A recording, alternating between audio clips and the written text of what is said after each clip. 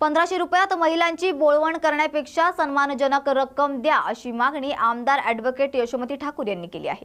तर राज्यातील महिलांसाठी सरकारने लाडकी बहीण योजना आणून 1500 रुपयात महिलांची बोळवण केली आहे। तर सुशिक्षित तरुणांना मात्र 6 ते 12 हजार रुपये दिले जाणार आहेत। निवडणुकांपूर्वी महिलांची फसवणूक करण्यापेक्षा महिलांनाही सन्मानजनक रक्कम द्यावी अशी मागणी माजी मंत्री आणि आमदार ॲडव्होकेट यशोमती ठाकूर यांनी केली आहे। आदरणीय मुख्यमंत्री साहेबांनी लाडका भाऊ योजना डिक्लेअर केली आणि त्याच्यामध्ये त्यांनी 6,000, 8,000 आणि 12,000 असं मानधन देणे केलं। आता मला एक विषय समजत नाहीये, तुम्ही लाडक्या भावाला जर 6,000, 8,000 आणि 12,000 देताय तर लाडक्या बहिणीला 1500 का? म्हणजे महिलांची किंमत एवढी कमी आहे का? मग शिकलेल्या महिलांना मग पैसे का नाही? मग तुम्ही ते का नाही करून देत आहात? आणि मग 1500 रुपयावर फक्त मतदानासाठी आपण करता आहात काय?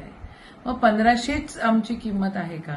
लाडक्या बहिणींना देखील 5,000च्या वर पैसे देण्यात यावे अशी माझी ठाम कळकळीची मागणी माझ्या भावाकडे आहे, माझ्या मुख्यमंत्र्यांकडे आहे।